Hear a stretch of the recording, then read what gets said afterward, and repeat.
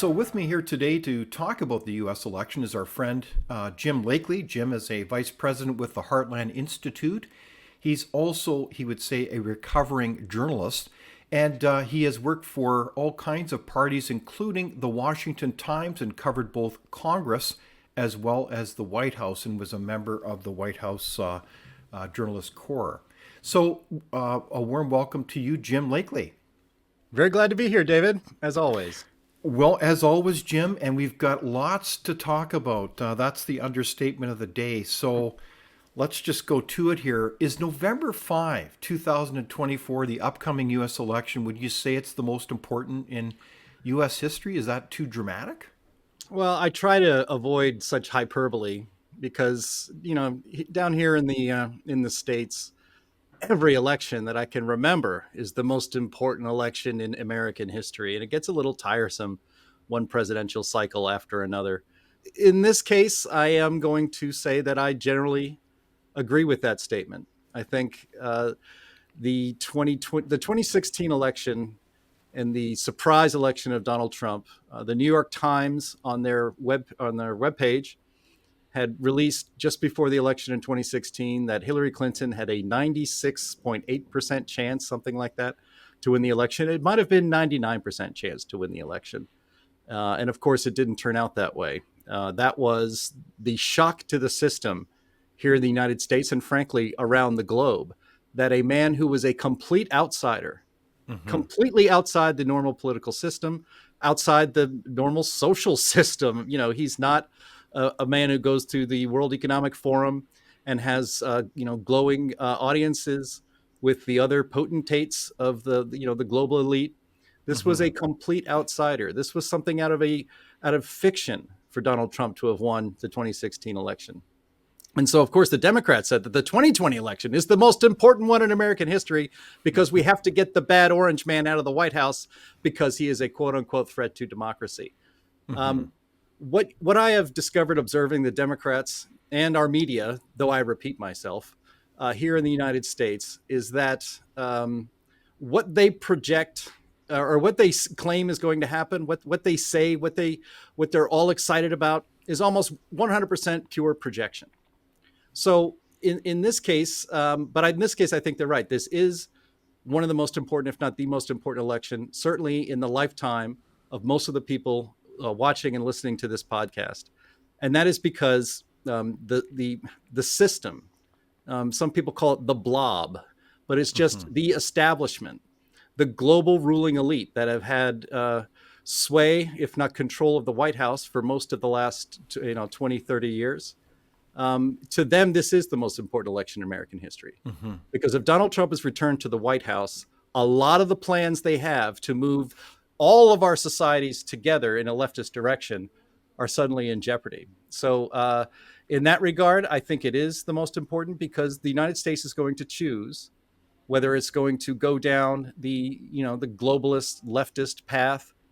And with that comes the lack of freedom of speech, economic ruin, climate alarmism used to control our economies, or they can choose to be America again. They could choose their own destiny instead of having their destiny wrapped up and frankly dictated by global elites who are accountable to no one. So yeah, in my mind and people who value freedom, this really is the most important election in their lifetime.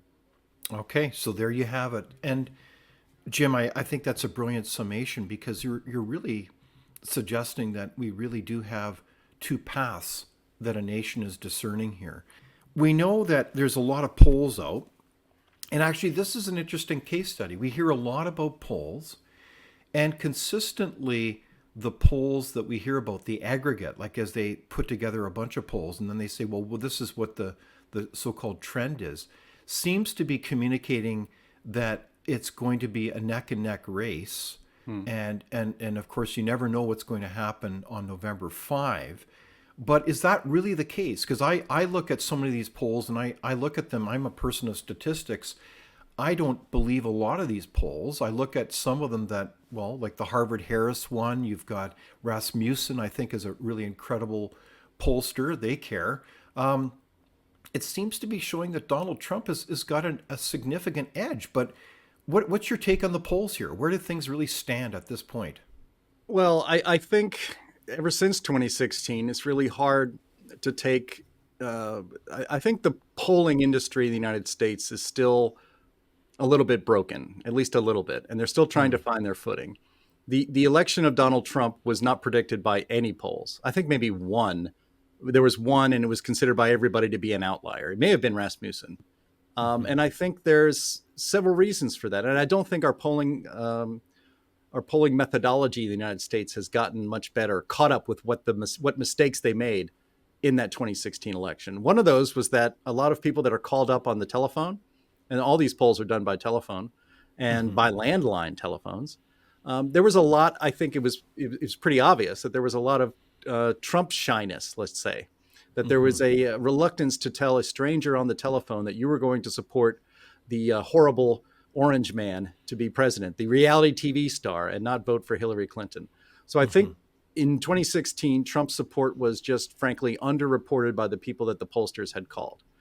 Secondly, it's more difficult now than it was even in 2016 for pollsters to get a hold of the current electorate. A lot of people in the United States, I'm sure it's the same in Canada, no longer have a landline. They have cell phones, and they have cell phones that can, everybody gets several phone calls a day, and it rings or it buzzes on your desk, and you look down on it, and it says probable spam. That could be a pollster, but I'm not going to answer it because I'm busy. I'm in the middle of something. I don't want to be interrupted. So it's becoming increasingly difficult for pollsters to reach a good sample of the electorate. And so what they tend to get, frankly, are older people who have landlines, who have answered pollsters before. So I don't know what to think of the polls other than I don't necessarily 100% trust them. I don't think they're completely unworthy or unreliable, but I don't think they quite yet have found a way to accurately gauge the pulse of the electorate in the United States. The one actor who must have as accurate information as possible is the candidate. And so they have their own methodology. They have their own way of gauging more accurately what's going on, especially in the swing states that are important. And so, but it is their job to ensure that their candidate and their campaign are focusing their resources where they need to focus them in order to win the election. Exactly. So I think it's a better gauge to look around and where are the candidates going? How much time are they spending in North Carolina? How much time are they spending in Georgia? And I think it's actually very clear if you just judge by what they are doing, that the internal polling from both camps show that Pennsylvania, even more than Wisconsin or Michigan, those are two of the swing states here in America, that Pennsylvania is really the final and only important battleground in this election. Whoever takes Pennsylvania is probably going to win the presidency. The other factor here is that unlike I don't follow Canadian election returns as closely as I do American election returns on election night, but it used to be for our entire life that you would know on the Tuesday evening of the election who your next president was going to be. The last time we knew that was 2016. We did not know it in 2020. It took days and days and days for the votes to be counted, only in those key swing states, it turns out, to find out who our next president was going to be. We're going to have that again in November. And so we actually won't know on election night who our next president's going to be. And one of the things that actually concerns me is that we may not have a legitimate president, at least one that was legitimately elected by the people, because I am among many Americans who do not trust that our election system is on the up and up. I think there's been a lot of evidence that it isn't. And frankly, the ruling class in the United States and around the globe don't care what I think. They care about getting their guy or gal in the White House. And so we will see. So in my mind, if you are a fan of Trump, if you're a fan of liberty, if you are against, the global elites basically controlling the Western world here in the Western Hemisphere, you got to hope for a huge landslide for Donald Trump, in which it is very clear on election night who the winner is. And I just wish we could get back to that in general, that we could clean up our election laws and the way we count votes. We need to do it publicly. We need to do it, in front of people. It needs to be accountable. You need to be able to audit it, and you ought to be able to do it quickly. We're not there yet in the United States. So it's going Okay, to be so kind of chaotic on November just 5th. to pause there for a sec, Jim, because this is kind of bizarre to a Canadian like myself. We would say, "What are you talking about? When you vote, of course you get the election results the night of the election, and of course when you vote, you need to have what is it called again? Oh yeah, voter ID. So you're saying in parts of the United States you don't have to have voter ID? That's crazy. You don't. I'm here in Illinois. I don't need voter ID. I always show it when I show up at the election at my local polling place. Anyway, I vote in every election. They already know who I am anyway, and they do compare. But what they do, they don't have voter ID in Illinois. They have it in some states, and it just is coincidentally.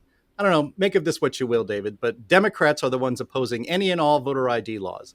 You need an ID to get on an airplane. You need an ID to open a checking Yeah. account. You need an ID to buy a six-pack of beer, but you don't need an ID to vote. And the franchise that all of us have as Americans is the most important social possession that we have. But you don't have to show an ID to prove that you are you and that you live here and that you have a right to vote in that election. Somebody could fake an ID and say they are Jim Lakely, go to a polling place and vote. And then if they do an audit of it later, they would see that Jim Lakely actually voted twice. So now what does the state do? They probably throw both ballots out. So, but who knows? That's another thing about our elections here. The states control the election laws and how the elections are conducted and how the votes are counted. For instance, not to get too far in the weeds, but this I think is a great example. Because of COVID, we've had all of these. Basically, we have almost universal mail-in balloting, which is not something that has ever been done in the United States before. That's what created so much chaos in the 2020 election. Everybody on the voter rolls, and the voter rolls are actually not cleaned up. So a lot of dead people and people who had moved away got ballots mailed to their houses or former house. Even with that, the state of Florida, for instance, when they start getting those mail-in ballots, they start counting them as soon as they come in. They did it no problem on election night. Pennsylvania, my old hometown state, they have a law where you cannot start counting mail-in ballots until after the election is over. They spent days and days and days counting up mail-in ballots. That's the kind of chaos that we have in this country. In fact, frankly, the Heartland Institute, we're a 501c3 nonprofit educational institution.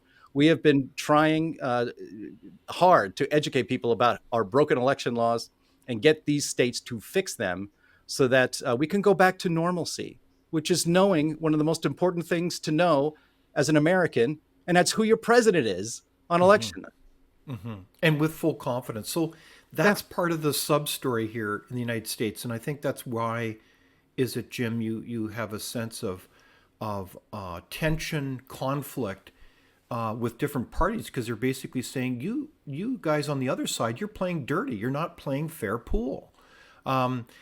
Without open discussion and debate, you're not thinking, nor are you free. Comment below. We'd love for you to join the conversation.